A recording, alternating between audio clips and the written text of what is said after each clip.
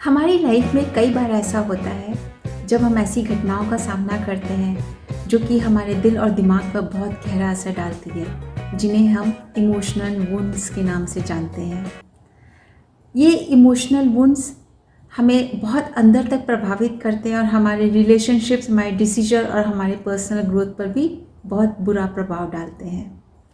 इस वीडियो में हम ये समझेंगे कि इमोशनल वुंड्स को किस तरह से आप हील कर सकते हैं और क्या इमोशनल वुंड्स सच में आपकी लाइफ को कंट्रोल कर रहे हैं।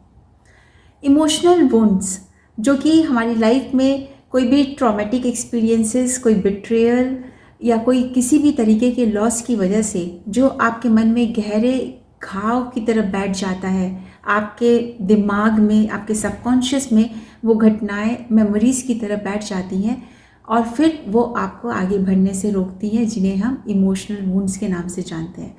फॉर एग्ज़ाम्पल, जैसे कि अगर किसी बच्चे को अगर बचपन में बार बार कहा गया है कि वो कुछ नहीं कर सकता, तो बड़े होकर वो हर समय एक रिजेक्शन को फील करेगा लाइफ में। अगर आपने कभी रिलेशनशिप में बिट्रेयल का अनुभव किया है तो आप रिलेशनशिप में ट्रस्ट इश्यूज़ को फील करेंगे। तो ये सारे जो इमोशनल वुंड्स हम लेकर के घूमते हैं, चलिए समझते हैं कि क्या इमोशनल वुंड्स आपकी लाइफ को भी कंट्रोल कर रहे हैं। If you are having fear of rejection, तो आप समझिए कि ये फियर ऑफ रिजेक्शन कहाँ से आ रहा है। कहीं पर आपको बचपन में बार बार रिजेक्ट किया गया था या आप प्रॉपर्ली एक्सप्रेस नहीं कर पा रहे थे और जिसकी वजह से आप आज भी उस तरीके से एक्सप्रेस करने से डरते हैं।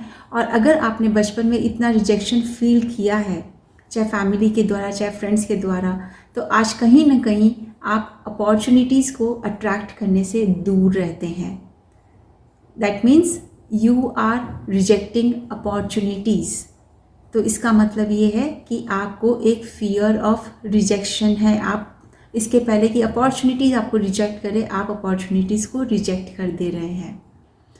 If you are having trust issues in your relationship, understand कि वो कहाँ से आ रही हैं।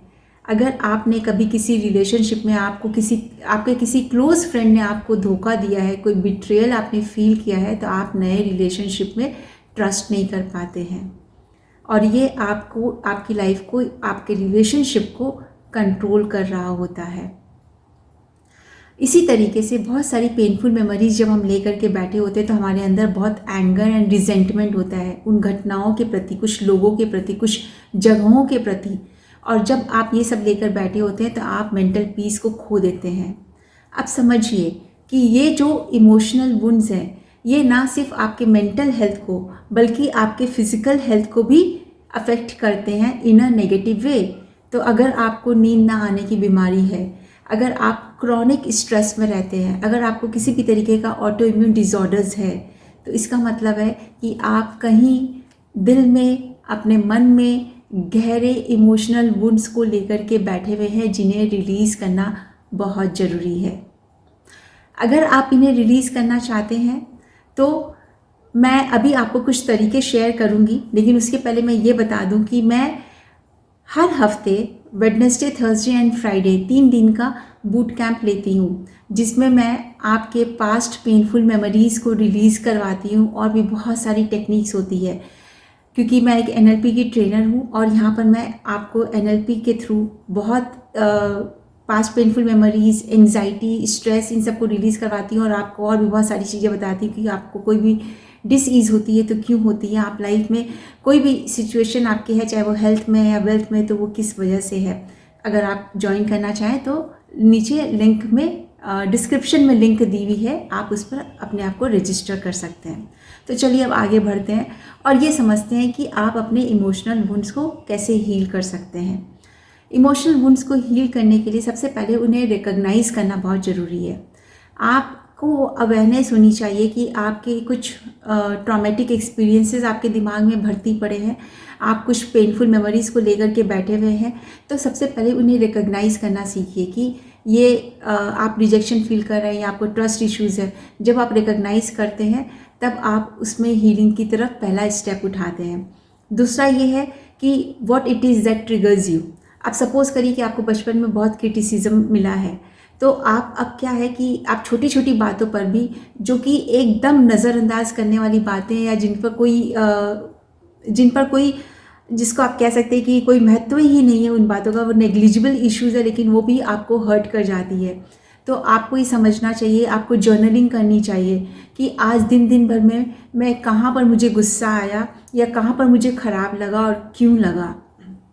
What it is that is triggering this emotions in me, this negative emotions in me क्या है। और फिर उसे ये समझिए कि ये क्या आपकी बचपन की किसी घटना से रिलेटेड है, बचपन में ऐसा क्या हुआ था जिसकी वजह से आज भी आपको ये ट्रिगर्स परेशान करते हैं। थर्ड पॉइंट इज़ कि आप होपोनोपोनो कर सकते हैं। तो होपोनोपोनो करने का मतलब ये नहीं है कि आप सामने वाले को माफ़ कर रहे हैं। होपोनोपोनो करने का मतलब ये होता है कि आप अपने दिल पर से बोझ उतार रहे हैं, आप अपने मन को हल्का करने के लिए, अपनी मानसिक शांति के लिए होपोनोपोनो कर रहे हैं। और आप ये चारों फ्रेजेस करें, I am sorry, please forgive me, thank you, I love you. जिस भी पर्सन से रिलेटेड आपके ज़िंदगी में आपको लग रहा है वो ट्रिगर करता है, उस पर्सन का नाम या उसको देखना, या कोई जगह ऐसी है या कोई सिचुएशन ऐसी है, तो उस जगह का, उस सिचुएशन का, उस पर्सन का नाम लीजिए और होपोनोपोनो करिए। ठीक है, तो ये सारी चीज़ें आप कर सकते हैं। इसके अलावा आप मेडिटेशन कर सकते हैं, जिससे क्योंकि आपके बॉडी के अंदर जब आप स्ट्रेस में होते हैं या आप इस तरीके के इमोशनल वुंड्स को लेकर के जब आप परेशान रहते हैं, तब आपकी बॉडी के अंदर एसएनएस सिस्टम एक्टिवेटेड हो जाता है, that is sympathetic nervous system, right. तो अपने बॉडी को उसमें पीएनएस में लेकर के आना चाहिए आपको, पैरासिम्पैथेटिक नर्वस सिस्टम। तब आपके अंदर वो कामनेस रहेगी और आपके अंदर जो भूचाल चल रहा है इमोशंस का, वो शांत हो जाएगा। उसके लिए क्या करेंगे आप? उसके लिए आप ब्रीदिंग टेक्निक्स करेंगे।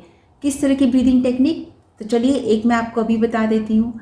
आप एकदम सीधे कुर्सी पे बैठ जाएंगे या आप सोफे पर बैठ सकते हैं, जैसे भी हो, लेकिन आप सीधा बैठेंगे। आपकी स्पाइन सीधी होनी चाहिए, आपके कंधे सीधे होने चाहिए और आपकी गर्दन सीधी रहनी चाहिए, आपकी आंखें बंद रहेंगी।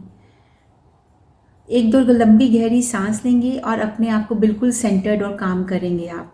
उसके बाद आप ये ब्रीदिंग टेक्निक करेंगे। You will inhale for 4 counts, then you will hold for 4 counts and then you will exhale for 4 counts. और आप इनहेलेशन और एक्सेलेशन दोनों नाक से ही करेंगे। इनहेल भी नोज़ के थ्रू करेंगे और एक्सेल भी आप नोज़ के थ्रू ही करेंगे, right. So how will you do it? You will inhale for 4 counts, 1, 2, 3, 4. Then hold for 4 counts, 1, 2, 3, 4. Then exhale for 4 counts, 1, 2, 3, 4. तो ये जो है ये कम से कम आप 10 राउंड्स करिए। और 10 राउंड्स के बाद में भी अगर आपको लगे कि आपको अंदर में एंग्जाइटी हो रही है या आपको अच्छा नहीं लग रहा है या अभी भी आपको और शांति और पीस चाहिए, क्योंकि इसके बाद में आपको पीस बहुत महसूस होगी, तो आप इसको 20 राउंड्स भी कर सकते हैं। आप इसको दिन में 3 बार करें। तो इसके अंदर इससे क्या होगा कि आपको दिन भर में जो भी आपके अंदर में इंटरनल अर्थक्वेक चल रहा है वो शांत होते जाएगा और आपके इमोशनल वुंड्स क्या है धीरे धीरे हील होने लग जाएंगे। आपकी जो कैपेसिटी है इनको इंड्योर करने की वो बढ़ जाएगी। इसके अलावा बाकी और चीज़ें भी करते रहिए जिससे कि आपको अच्छा लगता है। नेचर में निकलें, थोड़ी एक्सरसाइज करें, लाफ्टर थेरेपी करें, बहुत सारी चीज़ें हैं जिसको करके आप अपनी ज़िंदगी को बहुत खूबसूरत बना सकते हैं। क्योंकि ज़िंदगी जीने का मज़ा इमोशनल वुंड्स को लेकर बैठने में नहीं है, उन्हें रिलीज़ करने में है। अगर आपको ये वीडियो अच्छा लगा हो तो इसे ज़रूर लाइक और शेयर करें। और अगर अभी तक आपने मेरे चैनल को सब्सक्राइब नहीं किया है तो please subscribe my channel and hit the bell icon, जहाँ पर मैं आपके सामने इसी तरीके के और बहुत सारे ज़रूरी और आपके लिए इम्पोर्टेंट वीडियोस लेकर के आती रहूँगी। Till then take care.